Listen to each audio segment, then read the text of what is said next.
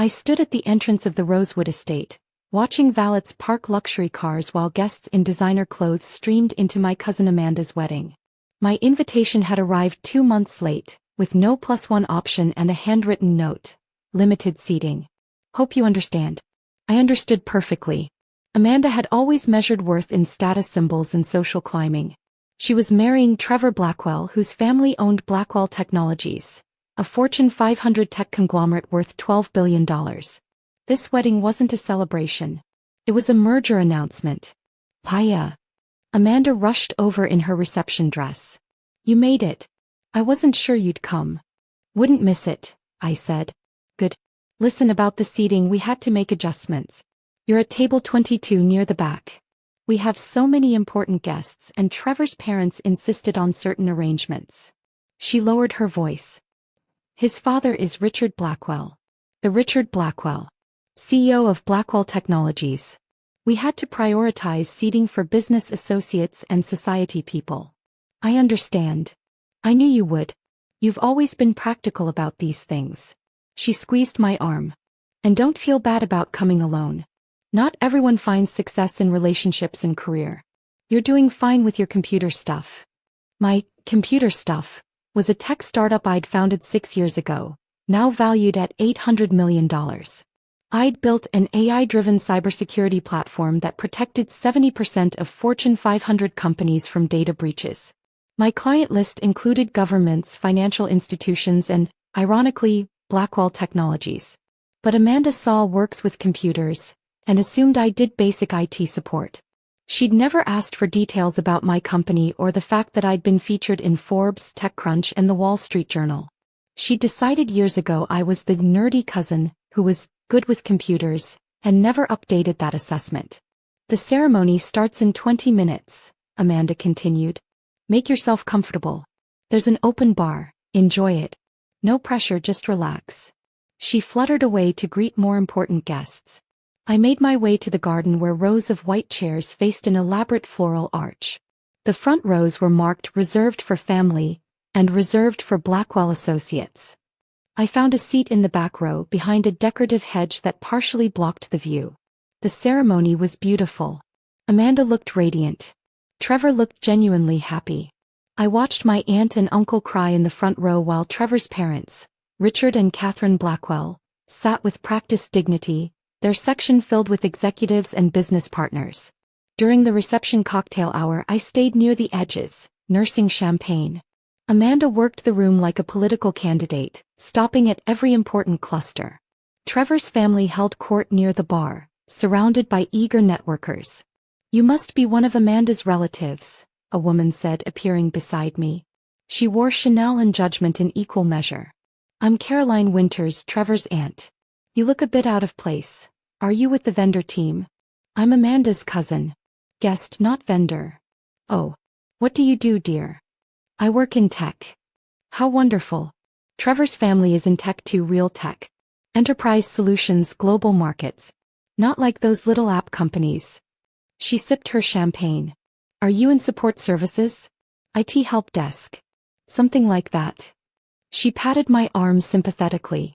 Well, every field needs support staff. Don't let anyone make you feel bad about it. She drifted away before I could respond. I checked my phone. 3 messages from my CTO about our new government contract, 2 from my head of sales about a major cloud partnership, and 1 from my assistant about next week's board meeting. Ladies and gentlemen, please find your seats for dinner, the coordinator announced. Build up. Table 22 was in the far back corner, partially hidden behind the DJ booth. My tablemates were Amanda's college roommate's cousin, 2 of Trevor's distant relatives, and several confused-looking people who'd clearly been relegated to social Siberia. The main tables were front and center, Amanda and Trevor's table on a raised platform, surrounded by family and Blackwell Technologies executives. Trevor's parents sat at table 2, flanked by board members and investors. Every table from 1 through 15 radiated carefully calculated importance. Table 22 was where you put people you hoped no one would notice. Dinner service began at the front tables. We watched waiters deliver courses to the VIP section while we waited. After 30 minutes, a waiter finally appeared with our appetizers, apologizing for the delay. At least we're not in the kitchen, Trevor's distant cousin joked weakly. I was halfway through my salad when I noticed the commotion at the main tables. Richard Blackwell was standing looking at his phone with intense focus. He showed the screen to his wife, then to several executives. They all looked shocked. Then Richard started scanning the room, eyes moving systematically from table to table, searching for someone. His gaze swept past the VIP tables, past the family section all the way to the back. And stopped. On me. He said something to Trevor, who looked confused. Amanda joined the conversation, shaking her head. But Richard was already walking toward the back, his wife and two executives following. Every person in the room began turning to watch. The CEO of a $12 billion company doesn't leave the VIP section and walk to table 22 unless something significant is happening. He stopped at our table. Maya-chan. Mr. Blackwell, I said, standing. I didn't realize you'd be here. You didn't? He looked genuinely confused. This is your cousin's wedding. Of course I'm here. The question is, why are you seated back here instead of at the head table where you belong? The entire reception had gone silent. 300 guests stared at us. There must be some mistake, Richard continued, loud enough for his voice to carry. Maya, I apologize. If I'd known you were attending, I would have insisted on proper seating. Catherine, this is Maya Chin, founder and CEO of Chin Security Systems. Catherine Blackwell's eyes widened. The Chin Security Systems? Richard, she's been protecting our infrastructure for 3 years. For years, I said quietly. We started with your financial services division, then expanded to your entire global network. Richard turned to address the room, his CEO presence commanding attention. For those who don't know, Maya Chin founded one of the most innovative cybersecurity companies in the world. Her AI-driven platform protects 70% of Fortune 500 companies, including Blackwell Technologies. Last month, she prevented what would have been the largest data breach in our company's history. She personally called me at 2 a.m. to alert us and walked my team through the response. Amanda had materialized at the edge of the crowd, face pale. Maya, you never said, you told me you worked with computers. I do work with computers, I said. I just didn't specify that I built a company with 1,200 employees and $800 million in valuation. $800 million? Caroline Winters had pushed forward. But you said you worked in tech support. I said, something like that when you assumed I was support staff. I didn't correct you because I don't discuss my company at social events. Richard was looking at Amanda with confusion. Why is Maya at table 22? She should be seated with family or with our executive team. She has higher security clearance than most of my board members. I didn't know, Amanda said weakly. She never told me she had a company. I thought she just did computer repair or something. Did you ask? I said quietly. In 6 years since I founded my company, did you ever ask what I actually do? Who my clients are? The silence was profound. Amanda opened her mouth, closed it, opened it again. You could have told me. I tried. Multiple times. Last Thanksgiving I mentioned closing a major contract. You asked if that meant I'd gotten a raise at my computer job.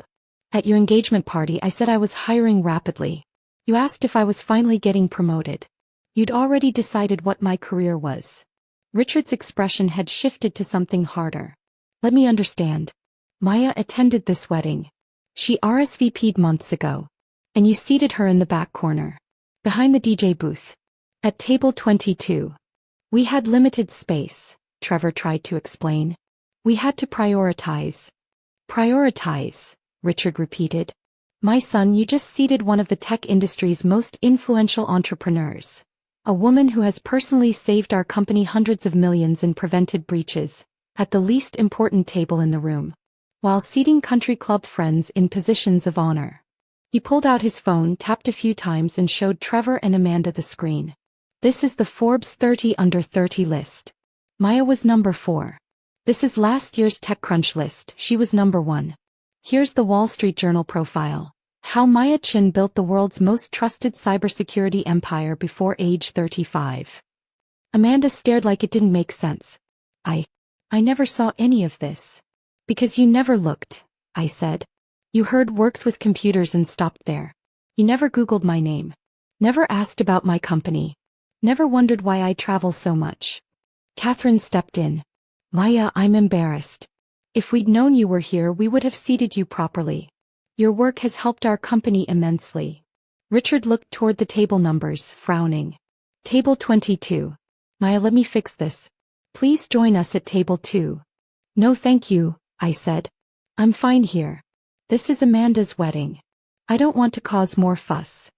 But I appreciate it, Mr. Blackwell. But I came to support my cousin. The table doesn't change that. Richard nodded, respectful now. As you wish. But Catherine and I want to meet next week. Proper dinner, to discuss expanding our partnership. Not here. Not at table 22. I'd be happy to. He shook my hand and left. Catherine followed, giving Amanda a look sharp enough to cut glass. Dinner continued, but everything felt different. People kept glancing at table 22. I saw guests Googling my name, suddenly recognizing me. Then came the toast. Funny stories, sweet speeches. And then Richard stood up with the mic. I'll be brief, he said, looking straight at me. Tonight we celebrate integrity and hard work. Maya Chen, founder of Chen Security Systems, is sitting at table 22, clearly a seating mistake. Nervous laughter filled the room. Maya's company has protected Blackwell Technologies for years. Her innovation is unmatched. She even refused a better seat tonight because she didn't want to disrupt the bride's plans. He raised his glass. To Maya Chen, and to recognizing excellence, even when it's seated in the back corner. 300 guests turned toward me. Glasses raised. Amanda cried. Today's tears were not the happy kind. Executives came to table 22 with business cards. People who ignored me earlier suddenly wanted to talk deals. I stayed polite. It was still Amanda's wedding. Later my aunt found me. We didn't know you were so successful, she said. You should have told us. I tried, I said.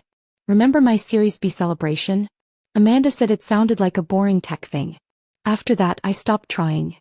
She fell silent. Amanda came over, mascara smudged. I'm sorry, Maya. For everything. For table 22. For never asking.